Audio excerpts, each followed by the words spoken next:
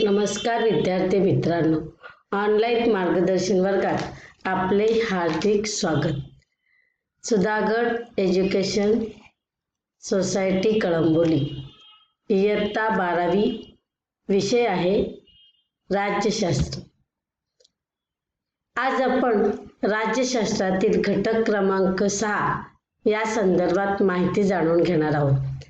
त्यातील भारत व जग या घटकातील सोव्हिएत रशिया म्हणजेच आपण रशियाच्या संदर्भात माहिती जाणून घेणार आहोत. तर शीतयुद्ध काळामध्ये सोव्हिएत रशिया व भारत यांचे संबंध कसे होते हे आपण या ठिकाणी जाणून घेणार आहोत. तर ते संबंध कसे होते, तर ते संबंध सर्वाधिक टिकाऊ होते. तर भारताच्या सार्वजनिक क्षेत्रातील अवजड उद्योगासाठी सोव्हिएत रशियाने भारताला तंत्रज्ञान व कमी व्याजदराचे कर्ज अशी मदत केली होती. म्हणजेच भारताचे संबंध पूर्वीपासूनच चांगले असलेले दिसून येतात. 1960 मध्ये रशियाचे राष्ट्राध्यक्ष निकिता क्रुश्चेव यांनी भारताविषयी आपली मतं चांगलीच मांडलेली आहेत. तर त्यांचं मत असं होतं की रशिया हे नेहमीच भारताच्या पाठीशी असेल. कारण का, तर ज्यावेळी भारतासमोर प्रश्न निर्माण होईल त्यावेळी रशिया भारताला पाठिंबा देईल अशा प्रकारचं वक्तव्य त्यांनी केलेलं दिसून येतं. मग काश्मीरला ज्यावेळी भारतापासून तोडण्याचा प्रयत्न जरी कोणी केला तरी रशिया ही भारताच्या पाठीशीच उभी राहील. आणि 1965 आणि 1971 या जेव्हा 2 युद्ध झाली, या 2 युद्धामध्ये सुद्धा रशियाने भारताला पाठिंबा दिलेला दिसून येतो किंवा मदत केलेली दिसून येते. मग एवढे चांगले संबंध या दोघांचे असलेले दिसून येतात. मग भारताच्या संरक्षण दलांना महत्त्वाची शस्त्र रशियाने पुरवलेली दिसून येतात. त्यातील काही शस्त्रांचे उत्पादन भारतामध्येच केलेले दिसून येतात. तशा प्रकारचे करार भारत आणि रशिया दोघांमध्ये झालेले दिसून येतात. या 2 देशांमध्ये जे काही संबंध होते हे संबंध आपल्याला पाहायला मिळतात. तर 1971चा भारतीय व सोव्हिएत या दोघांमध्ये झालेला मैत्री करार हा एक महत्त्वाचा टप्पा या दोघांमध्ये असलेला दिसून येतो. म्हणजे याच्यातून लक्षात येतं की भारत आणि सोव्हिएत रशिया यांच्यामध्ये कशा प्रकारची मैत्री होती आणि हे आपल्याला पाहावयास मिळते. आणि ह्या दोघांमध्ये जी मैत्री होती ती मैत्री त्यांनी या पोस्टाच्या तिकिटावर नोंदवलेली दिसून येते. म्हणजेच काय, तर ज्यावेळी भारत आणि रशिया यांचे जे संबंध आहेत हे संबंध दाखवण्यासाठी भारत रूस संयुक्त डाक तिकीट अशा प्रकारचं तिकीट तयार करण्यात आलं. त्याच्यातून असं निश्चित होतं की भारत आणि रशिया यांचे संबंध किती दृढ होते ते. ज्यावेळी सोव्हिएत रशियाचं विघटन झालं 1991 मध्ये, त्याच्या सुरुवातीच्या काही वर्षामध्ये भारत व नव्याने निर्माण झालेला रशिया यांचे संबंध चांगले नव्हते. म्हणजे थोडेसे बिघडलेले थोडा काळ दिसून येतात. कारण परिस्थिती तशी होती. शीतयुद्धाचा कालावधीच्या अगोदरची परिस्थिती आणि शीतयुद्धानंतरची परिस्थिती ही जी परिस्थिती होती त्या परिस्थितीनुसार थोडंसं या दोघांचे संबंध जरा वेगळेच होते.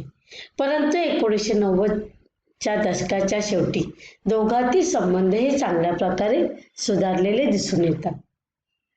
मग जे त्यांचे संबंध होते हे संबंध ते कशातून दिसून येतं तर सुखोई लढाऊ विमान व ब्रह्मोस क्षेपणास्त्र यांच्या एकत्रित उत्पादनासाठी रशियाने भारताबरोबर करार केला होता. कुडनकुलम येथील अणुभट्ट्या देण्याचे ही त्यांनी मान्य केले होते. म्हणजे एवढे चांगले संबंध या दोघांमध्ये असलेले दिसून येतात. रशियाने काय केलं तर आपली ॲडमिरल गोर्शकॉव नावाची विमानवाहू युद्धनौका सुद्धा भारताला विकलेली दिसून येते. त्याच युद्धनौकेला आपण INS विक्रमादित्य ह्या नावाने आज ओळखत असतो. म्हणजेच रशियाने ज्या वेळी भारताला गरज भासेल त्यावेळी युद्धनौका किंवा शस्त्रास्त्रे पुरवलेली दिसून येतात. मग रशियातून येणारी ही शस्त्रे आहेत हे आजही या दोन्ही देशातील चांगले संबंध आहेत असं आपणास पाहावयास मिळते. त्याच्यातून लगेच लक्षात येतं की या दोन्ही देशामध्ये किती चांगले संबंध आहेत. तसेच रशियातील साखालिन येथील तेल क्षेत्रात दोन्ही देशांनी गुंतवणूक केलेली दिसून येते आणि ह्याच्यातून भारताची ऊर्जा क्षेत्रातील जी काय प्रगती आहे ती प्रगती आपल्याला पाहावयास मिळत आहे. अशा प्रकारचे संबंध या दोघांमध्ये दिसून येतात. ज्यावेळी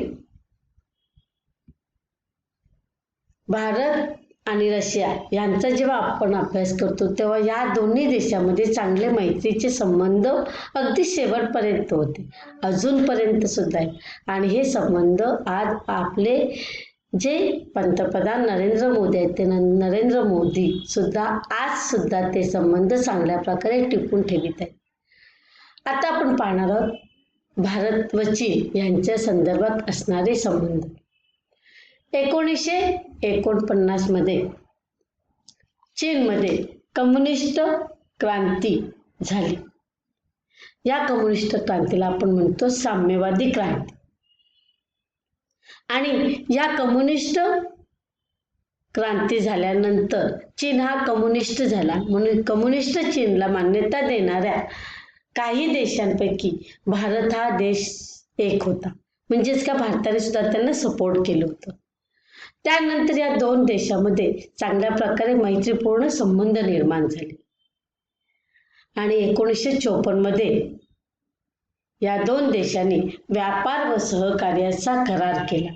काय या दोन देशांमध्ये चांगल्या प्रकारे व्यापार आणि सहकार्य व्हायच्या प्रकारचा या ठिकाणी करार केलेला दिसून येतं. आणि जेव्हा हा करार केला तेव्हा भारताने तिबेटवरील चीनच्या सार्वभौमत्वास मान्यता दिलेली दिसून येतं. म्हणजेच काय तिबेटला मान्यता भारताने दिलेली दिसून येतं. 1950च्या दशकामध्ये अखेरीच्या काळात भारत व चीन यांच्यातील संबंध काही प्रमाणात ताणलेले गेलेले दिसून येतात. जस्ट सुरुवात झाली होती. त्याचे कारण होते दोन देशातील सीमा विवाद. मग कोणते होतं तर भारतातील लडाख राज्यातील अक्साई चीनचा भाग. लडाख जो भाग आहे त्याच्यातील अक्साई हा चीनचा जो भाग आहे व ईशान्येकडील नेपाळ त्यालाच आपण काय म्हणतो आता अरुणाचल प्रदेश. मग हे जे प्रदेश आहे या प्रदेशावरून या सीमा वादावरून भारत व चीन यांच्यामध्ये तणाव निर्माण झाला, विवाद निर्माण झाला आणि त्यामुळं भारत व चीन यांच्यामध्ये 1962 मध्ये युद्ध झालं. काय 1962 मध्ये युद्ध झालं आणि या युद्धामध्ये भारताचा पराभव झालेला दिसून येतो आणि ह्या चीनने भारतातील बराचसा जो प्रदेश आहे तो प्रदेश जिंकून घेतलेला आहे आणि मग अशा प्रकारे भारताचा पराभव आणि बराचसा भूप्रदेश चीनने आपल्या अधिपत्याखाली आणलेला दिसून येतो. अशा प्रकारची परिस्थिती या ठिकाणी निर्माण झालेली दिसून येतं.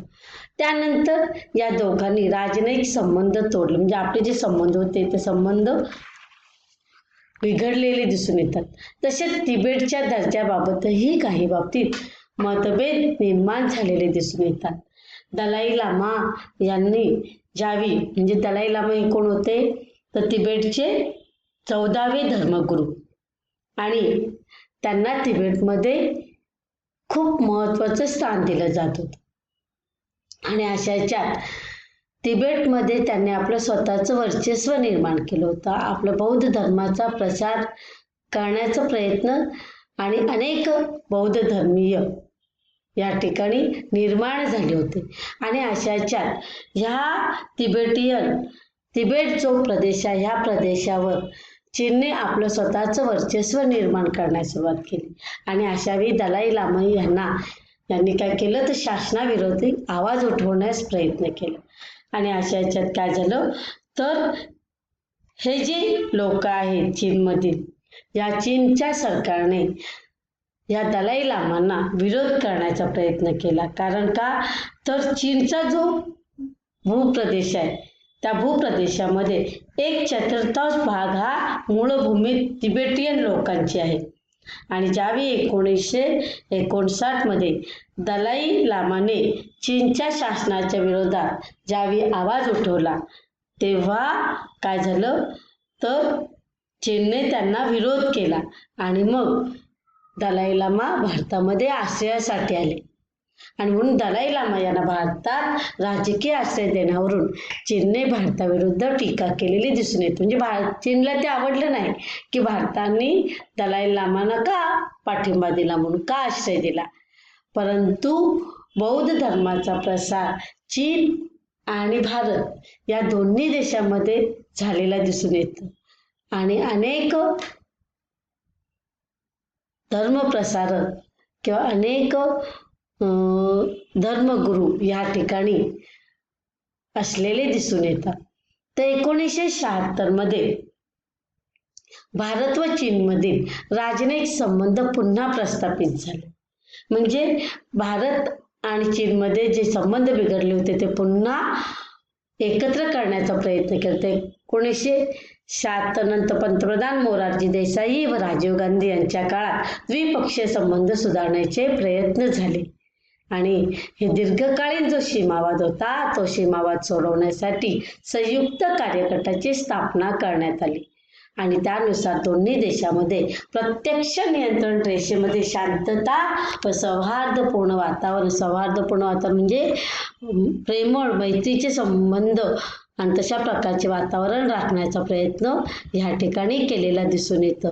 आणि म्हणूनच या ठिकाणी आपण पाहतच असतो की 21व्या शतकामध्ये भारत व चीन यांचे जे संबंध होते ते संबंध गुंतागुंतीचे होते. एक म्हणजे दोन्ही देशातील सीमाविवाद होता आणि तो तणाव सतत निर्माण झाला होता. तर दुसऱ्या बाजूला भारताच्या सिक्कीम राज्यातील नथुला हा जो रस्ता होता हा रस्ता द्विपक्षीय व्यापारासाठी खुला करण्यात आला होता. म्हणजेच काय तर चीनला वसाहतवाद निर्माण करायची होती.